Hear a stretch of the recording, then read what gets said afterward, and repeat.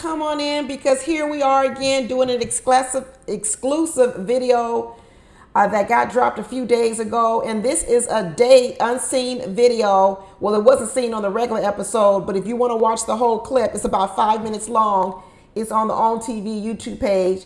And this is an exclusive video with Katarina and Marie, and they talking about money, y'all. They are talking about money, and we know this has been a hot topic with Katarina all season. Where does Katarina stand on money, finance, paying bills? And looks like Marie has the guts to go in and ask Katarina exactly where does she stand. So we're going to watch the video together, see what she has to say, and like normal, I'm going to be stopping the video. I'm only going to play the part that deals with when they're having this particular conversation. But if you want to see the whole 5-minute clip, go on over to the OWN TV YouTube page. But let's go ahead and get started. So dealing with all important questions, what does finance look like in a relationship for you? Need to take a sip?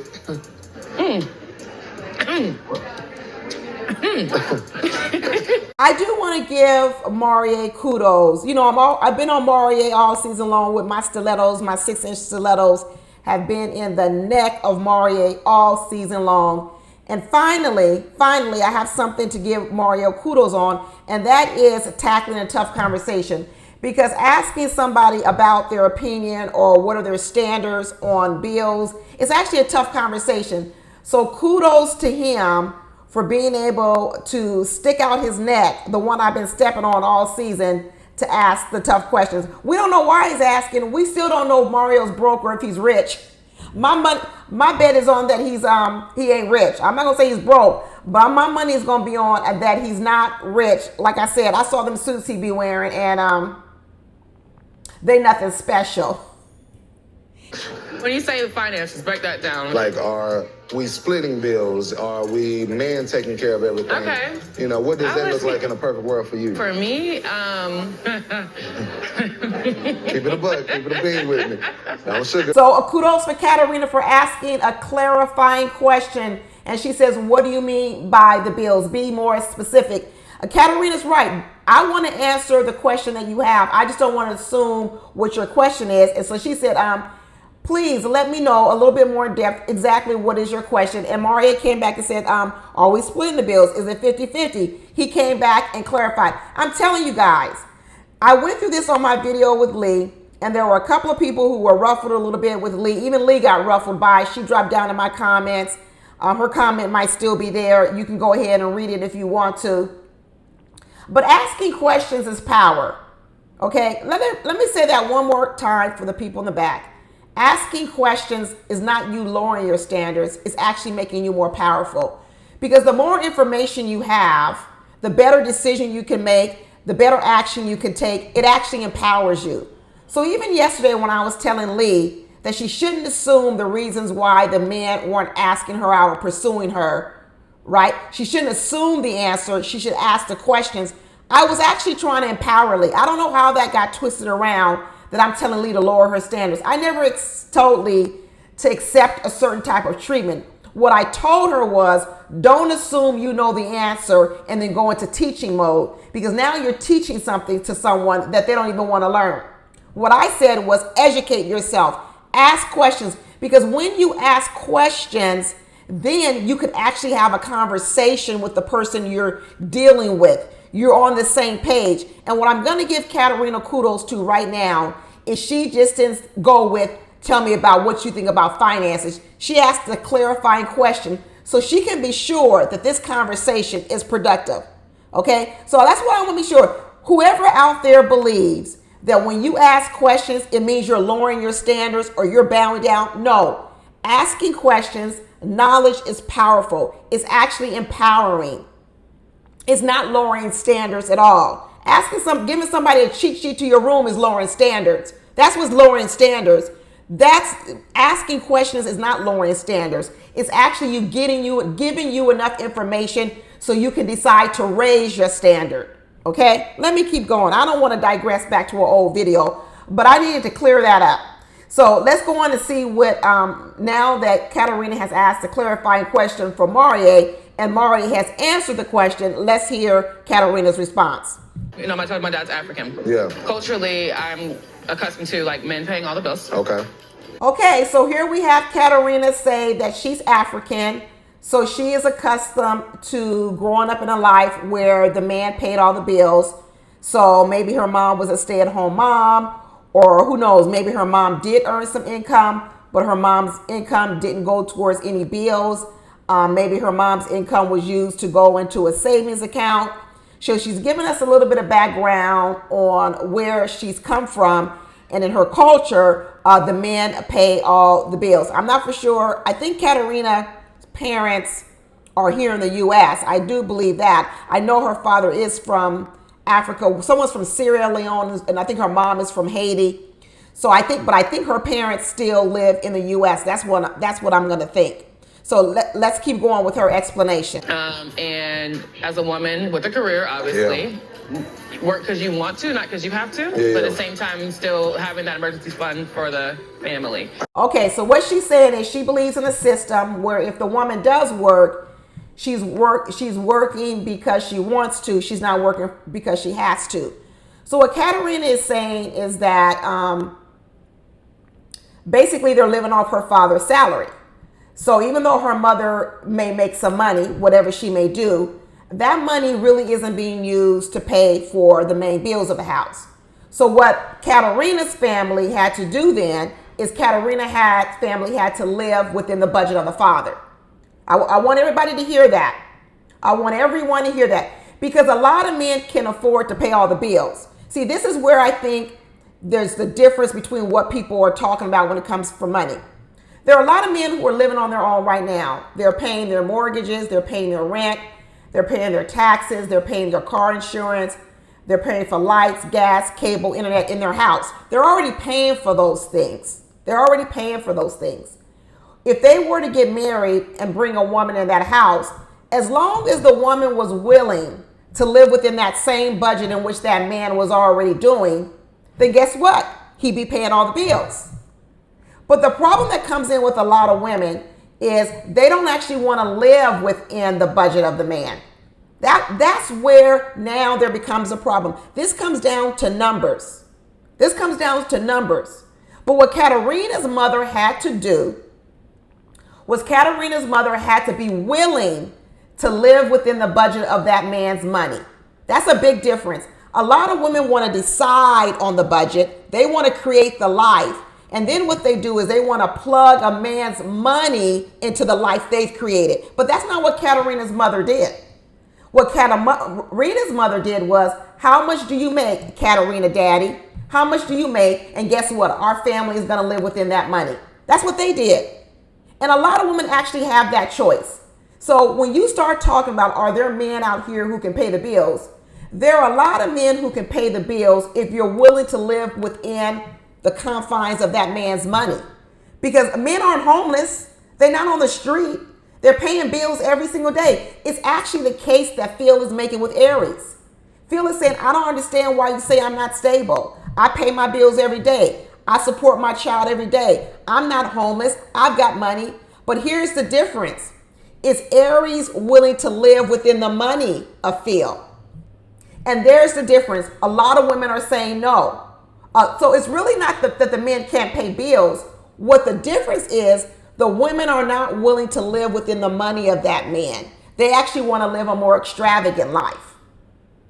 And right now, Katarina is trying to tell us about what she's learned from her mother, but I'm wondering if she is her mother. I'm wondering if she's willing to do for a man what her mother was willing to do with her father, and that is live within his money.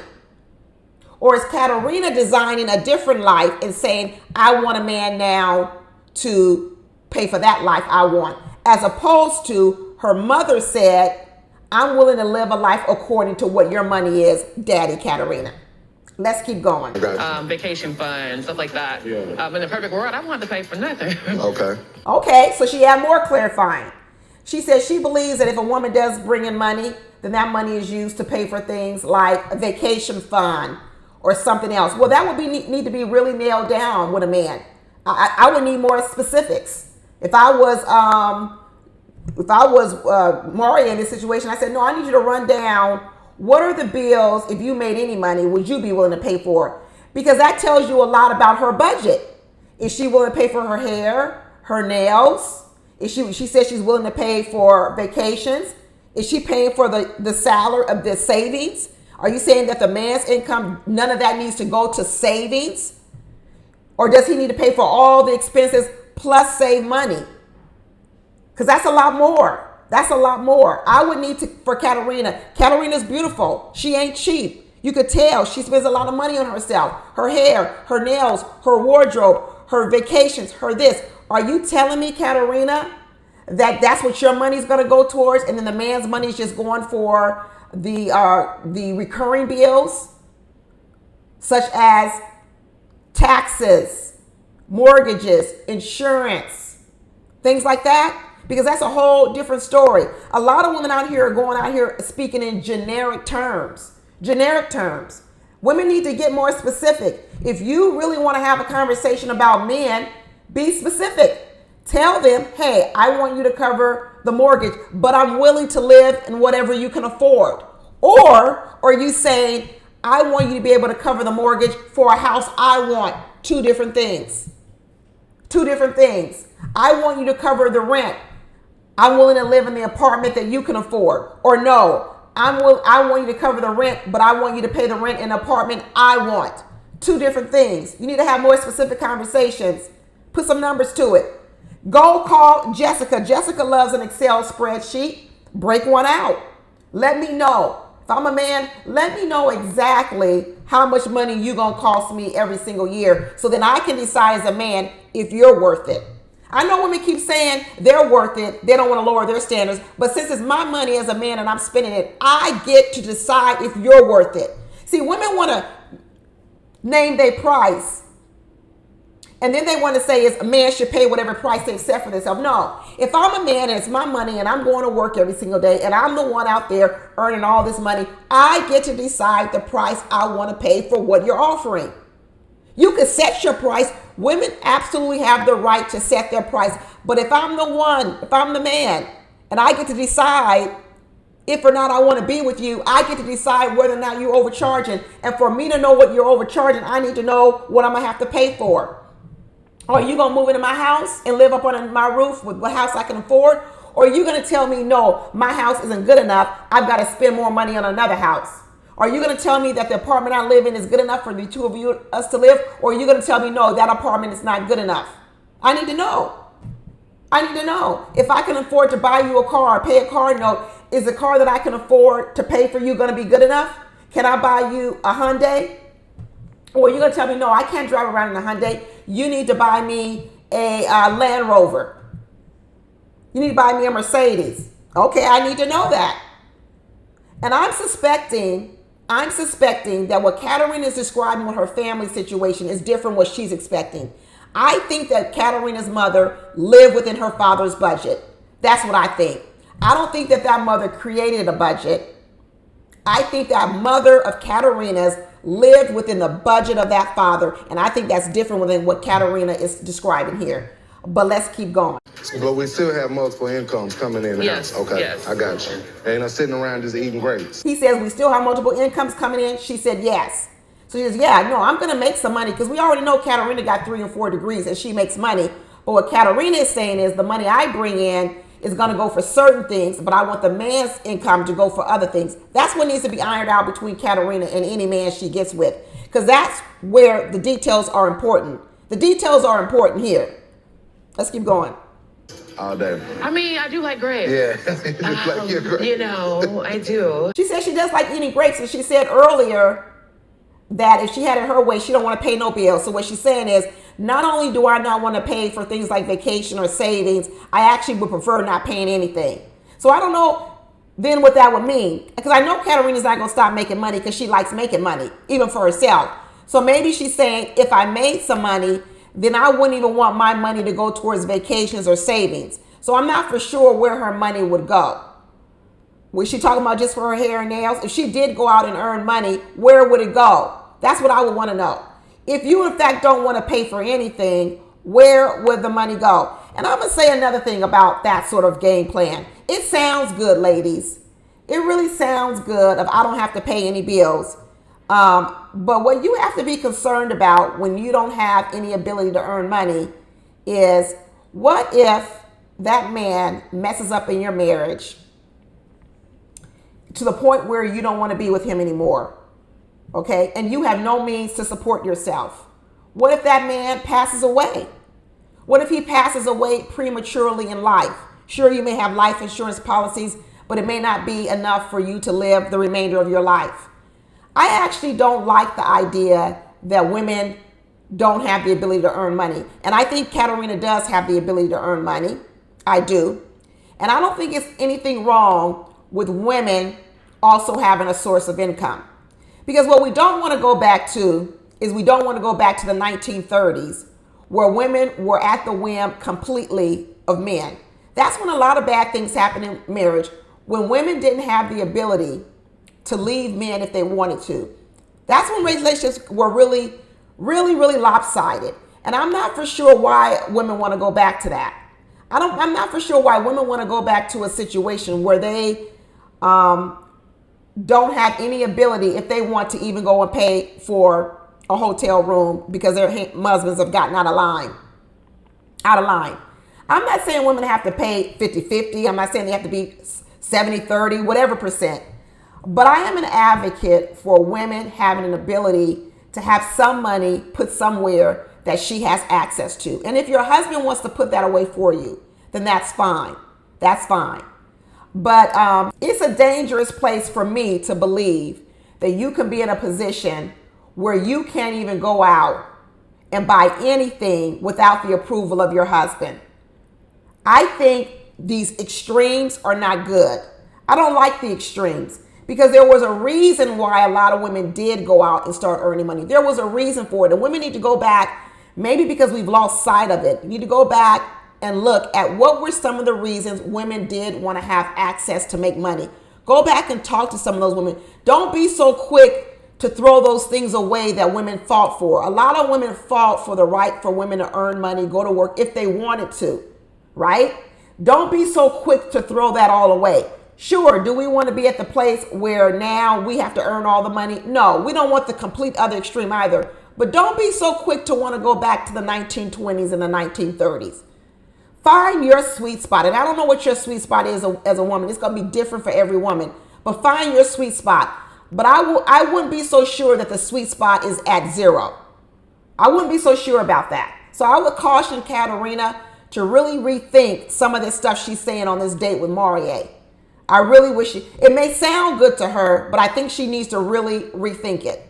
Okay, let's keep going. I disagree strongly about finances because I don't feel that all the eggs should come from one basket.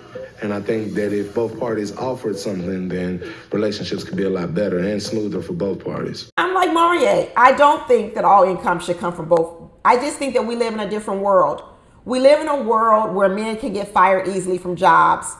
Jobs lay off. Jobs don't give people notices. They give you 1 week notice. They don't always give you severances. And when you have one man who's the complete primary breadwinner, if anything goes wrong with that man's job or his health, it collapses the whole entire family. And I think maybe back in the day, jobs weren't so volatile. Things were different. There was unions. People had job protections at work. But all those protections have been stripped from everybody, men and women. So look at COVID. Look what COVID happened when people were the only breadwinners in their family, and during COVID they lost their job. The whole family collapsed. But look at the families where at least there was some other type of money coming in, whether the woman had a little bit of a job, right? She didn't have to make a whole lot, but at least she had something. They could at least buy food. I'm not for one source of income. In fact, most people out here are trying to get multiple streams of income. Multiple streams. People have realized in this world now that one stream of income isn't even enough. Doesn't even matter who you are, male or female. Everybody wants a side gig. Everybody wants to have an alternative source of income, because what people have realized out here in the world is having one source of income, things can go wrong with that. And it's nice to have a few $100, $1,000, something that if this main thing goes wrong, at least we can turn on the lights. At least we can get some food on the table. So to want to go into a situation with a woman, if I'm a man, where if anything goes wrong with me, anything, my whole family collapses, that's a lot of pressure. I worked with a lot of men who were sole breadwinners at companies. I've worked alongside a lot of them. And let me tell you what they say. They may not tell their wives, but they talk to other colleagues at work. And one of the things they used to say was they can't take chances in their careers. They said, because my family completely depends on me. They would say things like, you know what, I would love to quit this job and go to another job because I think I could do better, but I can't even afford being off work for 4 months because my whole family depends on me. If they're at work, they feel like they can't stand up at work. If they're being mistreated, they can't even afford to speak up with work because they know if they get fired, their whole family collapses. So a lot of men who were primary breadwinners, in actuality, it actually slows them down in their career progression because what they aren't able to do sometimes is take chances. I'm just trying to show the different sides of the coin. I'm not making a determination on what a woman should do, but I'm trying to explain to you that when a man is the sole primary breadwinner, sometimes it limits him in his career. Sometimes he's not able to take chances, right? Should he be completely dependent on the man? I don't believe that either. But I'm going to tell you, a lot of men also don't want to be the primary sole winners because it restricts them. So that's why I say sometimes people have to think not only what they want, what it does to another person. And when Katarina is sitting here and saying, I want a man to be the sole primary breadwinner, I want him to pay all the bills, what she's also got to think about is what does that do to his career? Can he move? Can he take chances? Can he speak up at work without having fear that he'll lose his job? Can he start a business? Can he do these things if he's the only sole primary breadwinner where she doesn't even have enough money to keep the lights on? Right? Is she willing to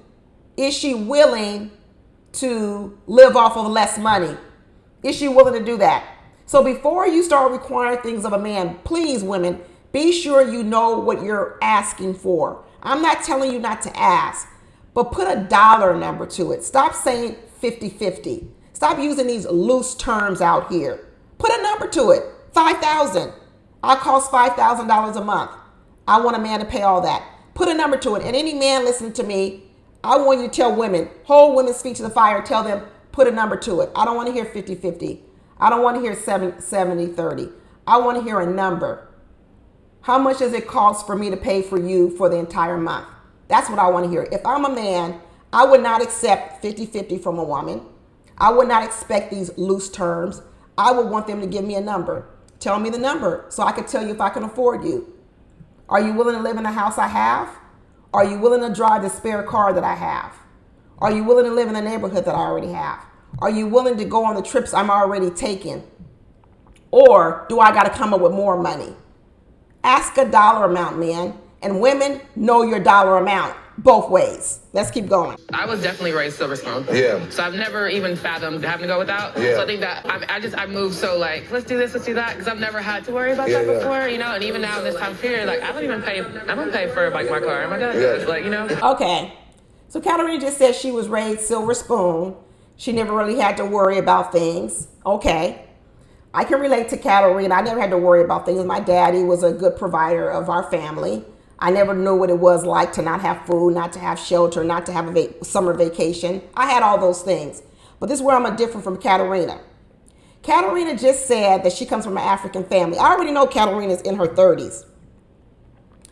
Any African people out there or people who know about African culture, I'm going to need you to check me on this. I'm going to tell you what I think, and I want you to tell me whether I'm wrong or not, because I'm not going to profess that I know completely about the African culture.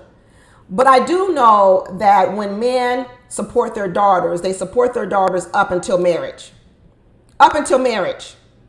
So for Katarina to tell me that her father is still paying her car note for her and she's 34 years old, what I'm wondering is does that father have any right to tell her she needs to say yes to a man for marriage? Or does Katarina get the right to live off her daddy until she's 40, 50 years old? I thought that was called a spinster. when your parents still have to pay for the woman because the woman hasn't been able to find an acceptable suitor, a man to marry. I thought that in African families and families in which the fathers assume responsibility for their daughters, the fathers also have a say-so on when that woman should be getting married. Because I'm not sure that that father wants to be paying for a daughter for the rest of her life. I thought that the father pays for the daughter until the daughter gets married, and that's why it's called giving away. Will you give me away at my wedding? Because what the father is supposed to do is raise the daughter, support the daughter. Then at a certain age, that daughter is supposed to accept the proposal of a man, and he gives her away to that man. Is it acceptable in African culture? People let me know. I know Chris said he believes in arranged marriages. Do girls who come from African families, as Katarina says, does she get the right to say, no, daddy, I'm going to say no to all these men, and I just want you to keep paying my bills? So why does Katarina have an incentive to get a husband if she has a daddy that pays all her bills? What happens if her father passes away? Does that mean now the mother has to pay Katarina's bills? Isn't Katarina supposed to find a husband prior to her father passing away?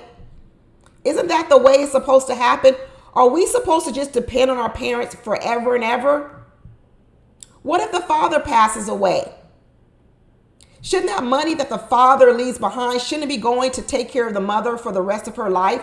Should that money be going to Katarina to pay her car note? Or is there a responsibility for Katarina to say yes to a man and get married? Does Katarina get to have it both ways? I'm not African. I don't know. I really don't know. It really is a genuine question. I'm just wondering, in African families, when does it end? Is there any pressure for the woman to say yes to a man, or does Katarina get to do what she's doing? Because in a lot of ways, we often call men mama's boys. Oh, he's grown, but the mama's doing his laundry. The mama's doing this, cooking for him. He's a mama's boy. And we actually look down on the man who hasn't learned how to establish himself outside of his mother. Does she have an obligation to say yes to a man? Because I know there are plenty of men who want to be married to Katarina. I think there are. I think there are plenty of men who would want to be married to Katarina, but Katarina has said no to them. Does she have in an African family, is she allowed to do that? Please, Africans, let me know. It really is a question. I'm really here to educate myself because it seems a little bit off to me, but I may not know. Educate me down in the comments. Let's keep going. Being honest, but that's important for me to share with the person I'm dating because it allows you to understand me more. Yeah. I'm definitely not a 50-50 person at all. You know, I just believe in a partnership. Okay. That might be the only thing we are on different pages. Yeah. So Katarina says she's not 50-50. Mari said he believes in a partnership. Partnerships can come in all percentages. A partnership can be 92-8, 892. A partnership just means it adds up to 100%. Katarina just said she's not 50-50. If I'm a man, I say I would need a number. Forget these percentages. Just give me a number. What's your number? How much would it cost for me to pay for you? Can you fold into my existing life, or do I have to elevate my life in order for you to be willing to fold into it? Let me know. I need to know the number. Because when I go out into the world and I make money, I'm not making money on 50-50 percentages. I'm making money on dollar amounts. That's what a man is thinking. Translate this 50-50, this 37 to dollars, lady, because all this other talk out here is useless. 50-50 is useless. Gross is useless. Net, let's talk about net. Let's talk about real dollars. Until you start talking about real dollars, you seem frivolous out here, ladies. You seem like you don't even know what you're talking about. You don't. You don't even sound like you know what you're talking about, walking around talking about 50-50. 50-50 of what? It sounds ridiculous. You out here setting demands, telling people what you want, but yet you don't really have no real concrete numbers. Put some concrete numbers. If you really want to make a deal, if you're really trying to get a man to buy in on what you're selling, put a number to it. Put a number to it. Just like when you get ready to go buy a car. People always talk about the car note. No, tell me how much the car cost. I don't want to talk about the monthly payment. I want to know how much does the car cost. I'll decide how much I'm going to pay every month on that car. You tell me the overall cost of the car. Don't be sitting here talking to me about how much the car costs every month. You don't know how I'm going to pay off that car. I may pay cash. I may pay the car off in 1 year. I may pay the car off in 6 months. I may pay the car off in 4 years. I don't need to know the monthly payment. What I want to know is how much the car costs, period. How much does the car cost? That's what these men need to ask these women. I don't want to know 50-50. I don't want to know 70-30. I want to know how much do you cost every single month. Let me know. Baby, honey, honey, honey. I am not open. Doors closed. The church is like, I do not do 50-50. There's no compromise on that. I'm not doing it. I don't want it. I don't desire it. I don't deserve it. It's not happening. So yeah, we definitely don't align. Okay, Katarina, my advice, Katarina, is drop the 50-50 and come up with a number. Look serious out here in the world. If you really want to talk numbers and finances and the life you want to live, talk numbers. Elevate your game. Elevate your conversation. 50-50 is down here. This is basic, low-level talk about money. If you want a man who really makes money, he really knows numbers. You sound ridiculous talking to people about 50-50 if you talking to a man who you're trying to get to pay for your whole life and you talking 50-50. No, give him a number. If he's really good with money, if he's really good with investments, he's good with numbers. He needs a number. He don't need a percentage. So whatever you want, ladies, I'm going to tell you, elevate your game. Elevate your financial game in your conversation with men. Stop talking percentages because this is basic stuff. Stop talking gross salaries. Talk net. Get down to the nitty gritty. Get down to it. Get down to it. Anyway, that's it, y'all. Let me know. I asked a lot of questions in this video. Answer some of my questions down in the comments. I really want to know. Talk to y'all later. Bye.